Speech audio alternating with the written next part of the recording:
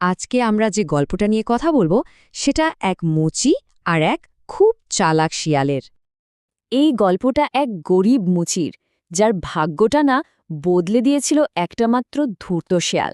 চলুন দেখি ঠিক কিভাবে এই দুজনের দেখা হওয়াটা একটা অবিশ্বাস্য দিকে মোড় নেয়। তো গল্পের শুরুটা হচ্ছে এক বেচারা গরিব মুচিকে দিয়ে। অবিবাহিত, একাই থাকত, আর খুব সাদামাটাভাবেই তার দিন চলে যেত।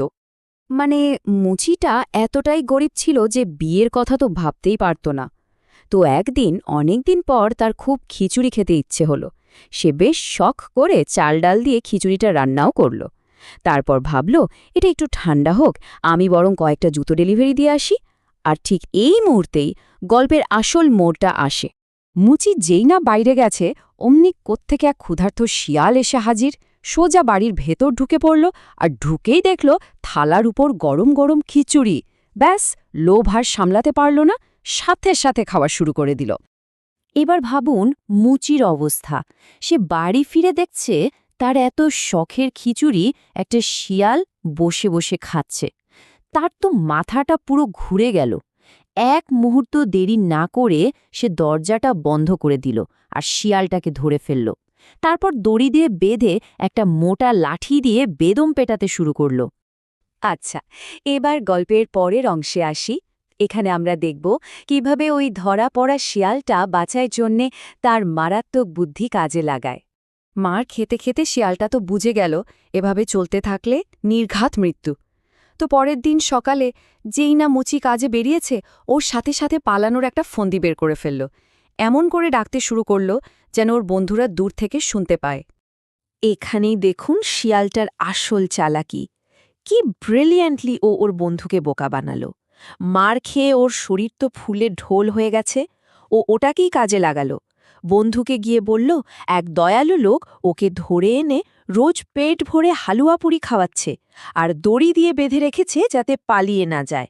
ব্যাস, বিনে পয়সার হালুয়া পুরির কথা শুনে দ্বিতীয় শিয়ালটার তো জিভে জল এসে গেল। ও আর কিচ্ছু না ভেবেই ফাঁদে পা দিয়ে দিল। আর তারপর যা হওয়া ঠিক তাই হল। বোকা শিয়ালটা তার বন্ধুকে খুলে দিয়ে নিজে সেই দড়িতে বাধা পড়ল, দারুণ সব খাবারের আশায়। আর আমাদের প্রথম শিয়ালটা, সে তো মকা পেয়েই ওখান থেকে সোজা চম্পড় দিল, নিজে প্রাণ বাঁচিয়ে। এবার কিন্তু গল্পের সবচেয়ে বড় টুইস্টটা আসছে।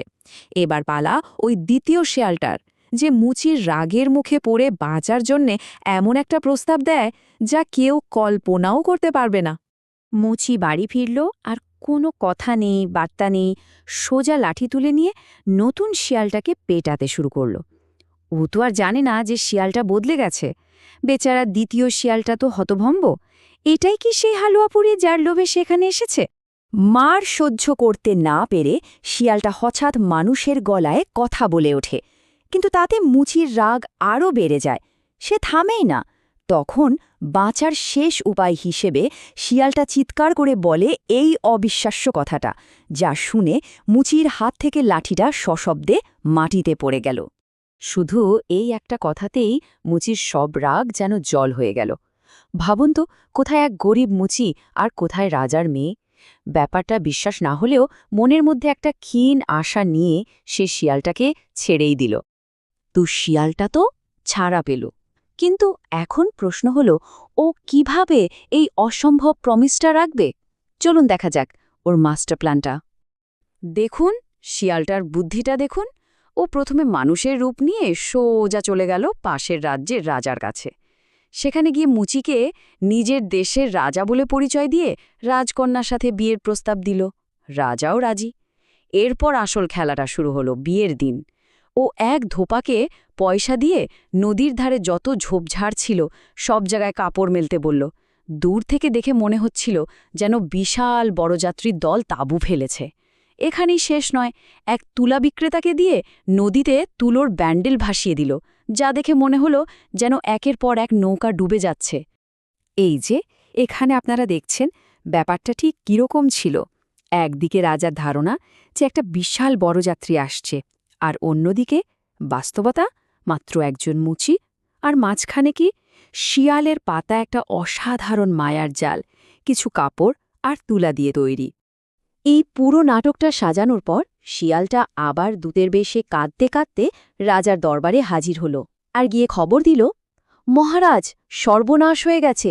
ভয়ঙ্কর ঝড়ে আমাদের সব নৌকা, বড়যাত্রী সব ডুবে গেছে। ভাগ্যিস কোনো মতে শুধু আমাদের রাজকুমার মানে মুচি প্রাণে বেঁচে ফিরেছেন। তো এইবার গল্পের একদম শেষ পর্যায়ে চলে এসেছি। এবার দেখব শিয়ালের এই প্ল্যানটা মুচির জীবনকে কিভাবে একেবারে বদলে দেয়। ব্যাপারটা ভাবা যায়, মাত্র একটা দিনই একটা মানুষের জীবন কতটা পাল্টে যেতে পারে। যে লোকটা সকালে ছিল একজন সহায় সম্বলহীন মুচি, দুপুর গড়াতেই সে হয়ে গেল রাজার হবু জামাই, আর সন্ধে নামতে নামতেই রাজকন্যার সাথে বিয়ে হয়ে সে রাজপ্রাসাদের বাসিন্দা। শিয়ালের প্ল্যানিং কিন্তু এখানেই থামেনি। ও এরপর রাজাকে বোঝালো, মহারাজ, ঝড়ে তো আমার রাজার সব শেষ হয়ে গেছে, রাজ্য, লোকজন সব। এখন আর ফিরে গিয়ে কি হবে? এই যুক্তিটা রাজারও বেশ মনে ধরল। তিনিও খুশি হলেন যে তার মেয়ে এবার তার চোখের সামনেই থাকবে। আর এভাবেই শিয়ালটা তার কথা রাখল।